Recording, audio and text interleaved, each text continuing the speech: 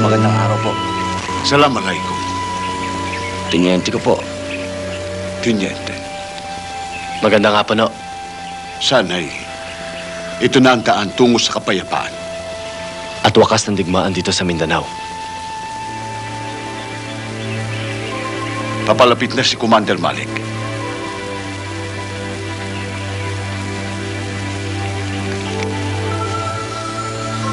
Remove magazine, open bolt. Sir? Move! Men, release magazine. Open ball.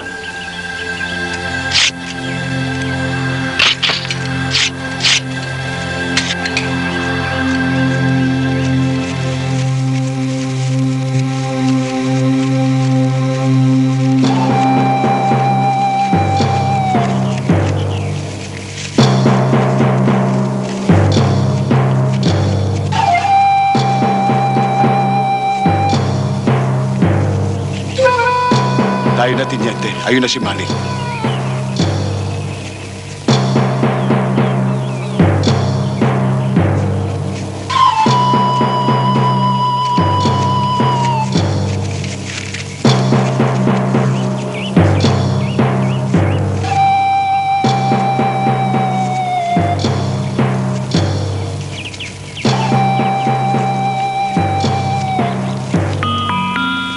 Ano mga buddy?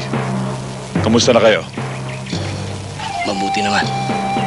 Magandang araw sa'yo, Tiniente. Ganun din sa'yo, Commander. Mabuti naman at nakarating kayo sa lugar na ito ng maluwalhati. Commander, nais kong ipaalam sa'yo na makabubuti siguro magkaisa tayo tungo sa kapayapaan. Ayaw din namin ang labanang ito. Labag din sa kalooban namin na makitang kapwa Pilipino nagpapatayan. Katulad ninyo, naghahangad din kami ng kapayapaan. Pero kayo at ang mga Kristiyano ang dahilan ng kaguluhan dito sa Mindanao. Ang Mindanao ay para sa mga Muslim, at kayo, alam niyong lahat na marami ng dayuhan ang nagtangka na sakupin ang bayang ito.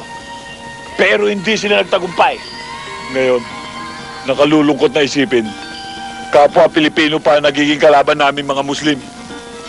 Bakit? Dahil kinakamkam ninyong mga Kristiyano ang lupaing ito. At yan ang aming pinaglalaban. Ang maibalik ang bawat lupang kinamkam ng mga Kristiyano sa mga Muslim. Kayo, ikaw Tiniente, ano ang inyong pinaglalaban? Wala kayong dahilan para tugisin kami para mga hayop sa aming mga sariling lupa. Wala kayong dahilan para patayin kami. Samantalang kami,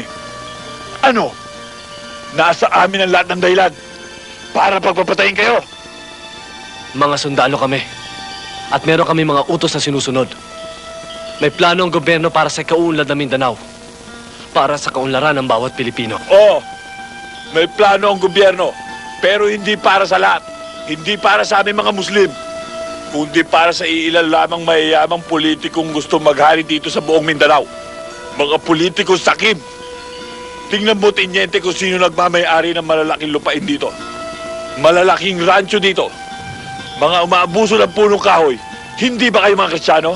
At ang kapatagan, pinamumugaran ng mga Kristiyano.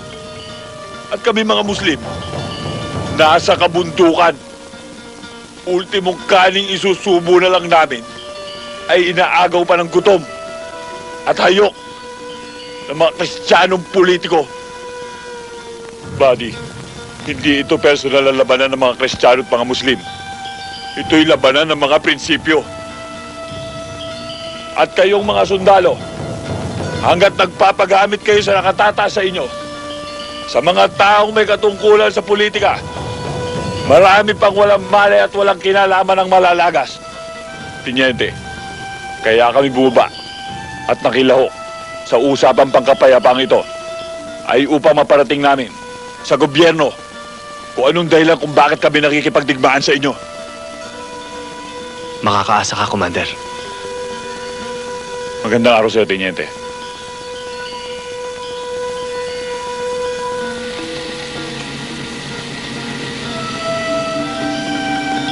Buddy, tandaan mo, manos na tayo. Sinagip mo ang buhay ng pamangkin ko, tinabla ko ang buhay mo. Pero sa susunod, kung magkakaroon man uli ng digmaan at magkrus ang ating landas, magkalaban pa rin tayo.